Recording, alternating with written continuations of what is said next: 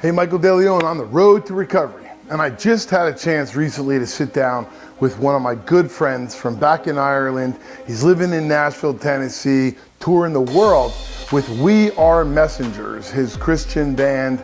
And what a story he has. He sat down and told it to us. And I want to share his story and his music with everyone. Darren Mulligan, thank you so much for sitting down with us. I can't wait to share this story with you.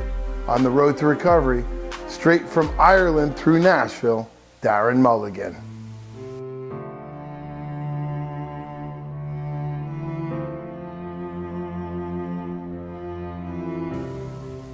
I had a great upbringing and such a great home, such a wonderful mom and dad. Everything I could ever have wanted. We weren't very wealthy, we were poor. I suppose the truth of the matter is we just didn't know who Jesus was. We had no idea. We lived in a country where we thought that if we went to mass, we thought that if we went to confessions, and we thought that if we were good people, that was enough, that somehow that made God happy. But, you know, well, I know now obviously that God doesn't need me to make him happy. He's happy all by himself. Heidi's my wife now. And somewhere in the midst of it, I was 19, she was 17, we met in Galway, and somewhere in the middle of it, both of us just became really messy, difficult relationship. For me, alcohol allowed me to do the things that I wanted to do. You know, it allowed me to cheat my wife, it allowed me to be aggressive and blasphemous and foul-mouthed. It just allowed me to do those things, and so it wasn't that I was physically addicted to alcohol, it was a means for me to act out my sinful nature. Because I had no idea who God was. I was wrestling with all this loneliness and just sadness. And so I acted out in all kinds of ways. At the same time, Heidi, you talk about addictions, she was going through a period where she was suffering from anorexia.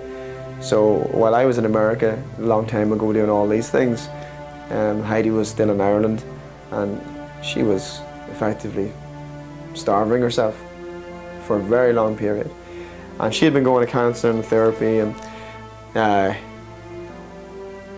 the doctors, they said that she would never be healed, but they could teach her how to manage her behaviour. She could fill slots up in the day, and you know, she could manage it. And so she had kind of settled into that idea that she can try and manage it, never be well. Yeah, so Heidi came to an Easter Sunday service.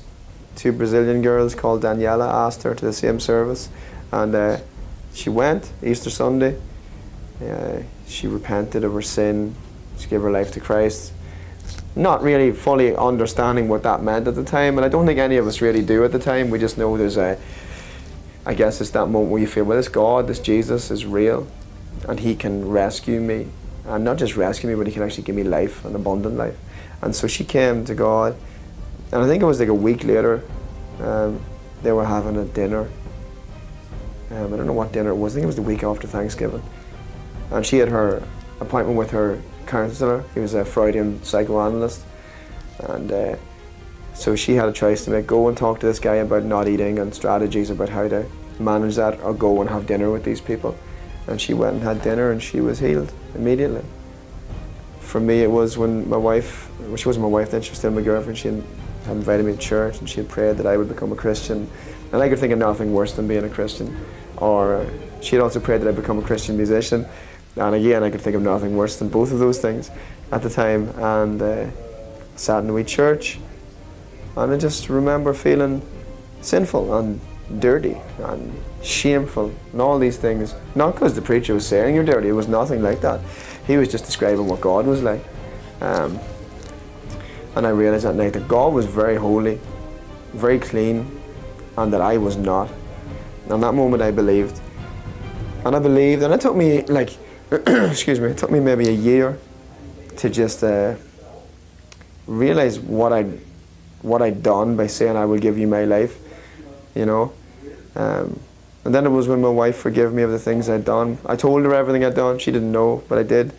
And she forgave me of everything. And that I go, this God's real. And there was forgiveness. Because yeah, I understand theological forgiveness and theological redemption and theological grace, but practical grace and redemption and forgiveness, Christ gave it to me through my wife. And really, what I found is the only thing can change a man's heart is God himself. Is you surrendering your will to his will, repenting, turning towards him. And then he changes your life. The world's pursuing this kind of happiness, and every time they reach out to get it, it disappears over the hill somewhere. And so they're always chasing it. And it's elusive and they never find it. You just don't get it. But joy is attainable, because joy is essentially rooted in the person of Jesus Christ. Do I want to come follow Jesus? And I find that when I follow him, I have those things. I have joy, and I have rest, and I have peace. And I find when I don't follow him, I end up searching for this elusive happy monster.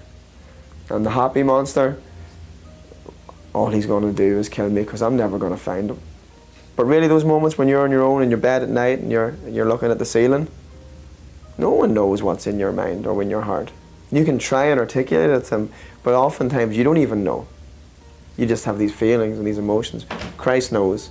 And so if you place your hope in him, he's solid, reliable, consistent, and he's faithful.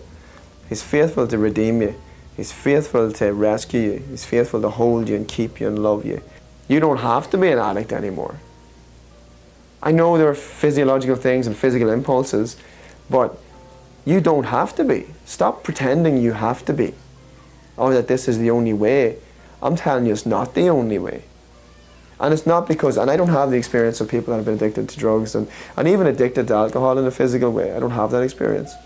But I know many of them. I know a man that was addicted to adultery. You know, what's the difference? It's all impulses, it's all desire. You have a choice. The choice is you stay in that or you leave it. And our position as Christians, with those people, if they're struggling, is our job is to welcome them in open arms all day long, every day. No one's excluded. Darren, thank you so much for what you do, your music, your powerful inspiration. Thank you so much for sitting down with us and telling your story. And you'll see more from Darren Mulligan in our new film, Higher Power. HigherPowerMovie.com. You can check it out. Thank you so much, Darren, for sharing all of your inspiration with us. I'm Michael De Leon, and I'll see you on the next episode of On the Road to Recovery.